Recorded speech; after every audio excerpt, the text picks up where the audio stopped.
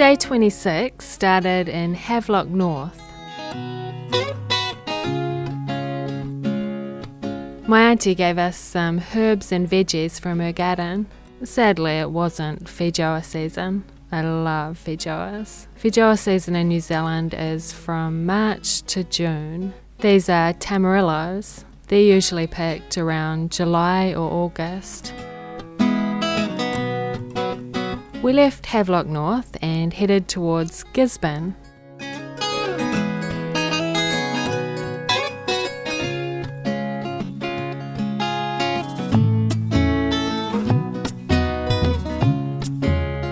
We drove through Napier, where they had a 40-kilometre courtesy zone. I'd never seen that before. Napier's famous for its Art Deco buildings, so we looked at the buildings and wondered which ones were Art Deco.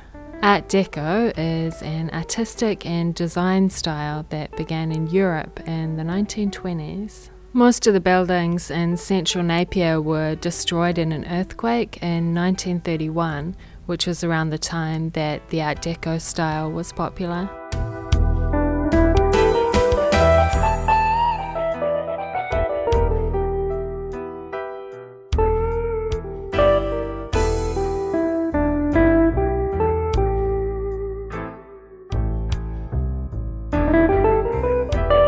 Just outside of Napier, we stopped to buy some sweet corn.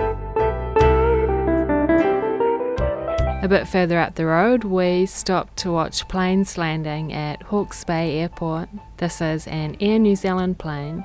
Air New Zealand is New Zealand's national airline. You see the logo on the end of the plane?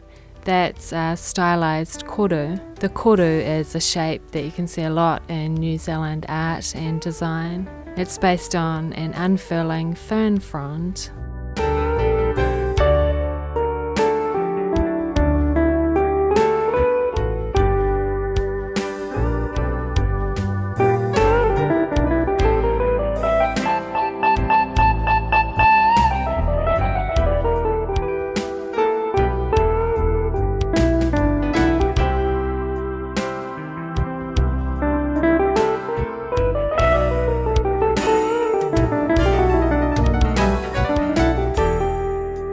We stopped briefly at a camping area to stretch our legs.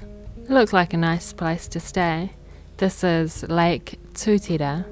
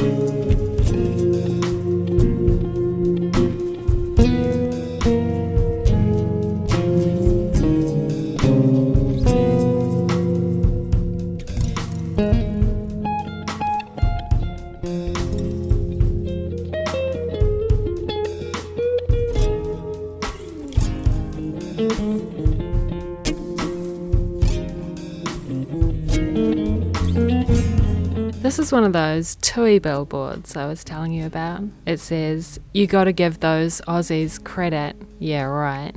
In Wairoa, we went to the supermarket and then found this nice place to have lunch.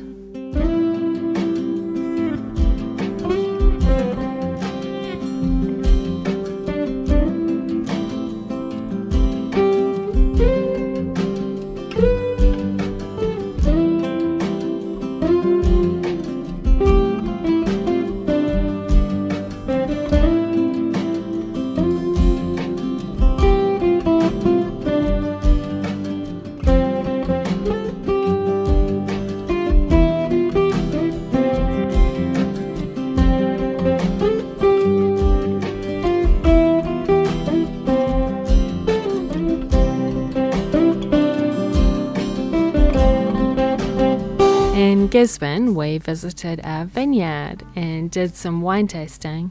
This is Wrights Vineyard and Winery. Jeff Wright started making wine in the year 2000, and I asked him how he got into winemaking. I was based up in Auckland and I was working as an accountant, and I was going to a lot of wine clubs and really enjoying wine and just learning about it. So the profession I was doing, I just wasn't feeling that inspired or that sort of really drawn to it. I remember one time sitting down with my mentor manager and he said, have you ever thought of another job, another profession? And I'd studied, 4 years and I was like, heartbroken. I was like, what do you mean another profession? And I guess little things like that happened, and a friend of mine said, well, why don't you learn about wine and stuff? So I left Auckland and I came down to Gisborne and enrolled into the winemaking and viticulture course, and haven't really returned. And I didn't know anyone when I first came down here, and I just had my car and a few clothes in the back, and loved Gisborne. For me, coming from Auckland, it's so big and diverse, and Gisborne is quite wow. That was neat. And Gisborne is kind of small and really friendly community, so I guess that's where I really found a connection to, and the lifestyle and the beaches. Yeah, and then after I did the course, I found out from my mum that my great-great-grandfather was one of the original winemakers up in Koru in the 1930s. So in some ways it was running through my blood and I never really knew. Jeff and his wife Nicola bought this land in 2005. They live here with their sons Noah and Elijah.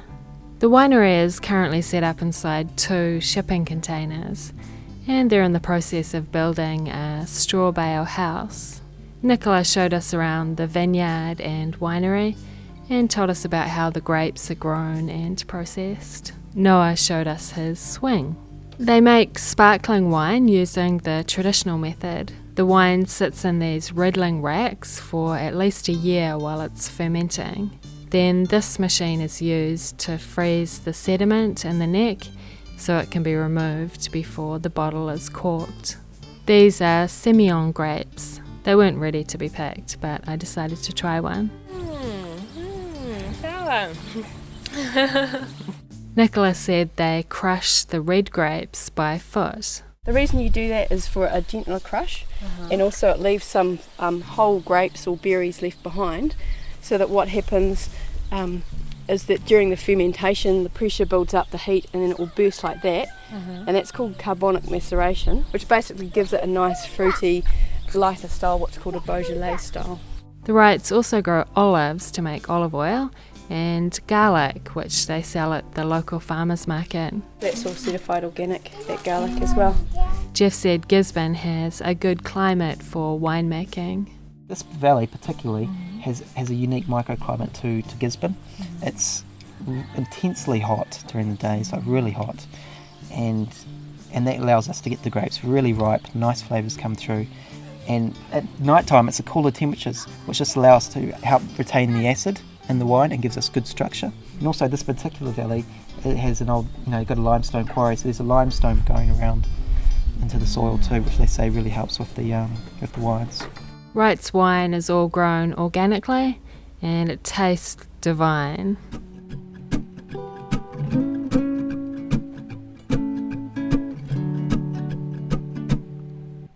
Sí, me gusta cuando estamos así y cantarte lo que siento por ti. Decir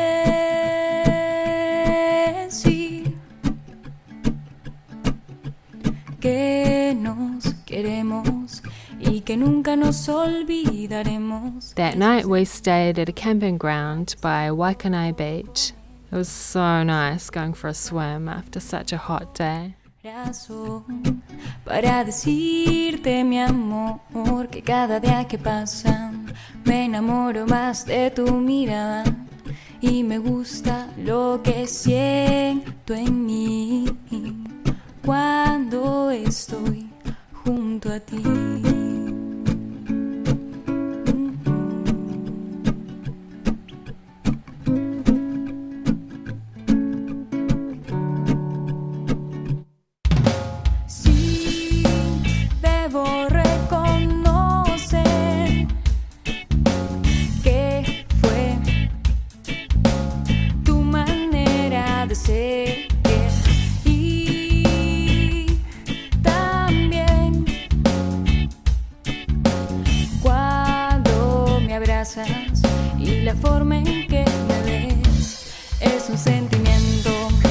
creciendo poco a poco.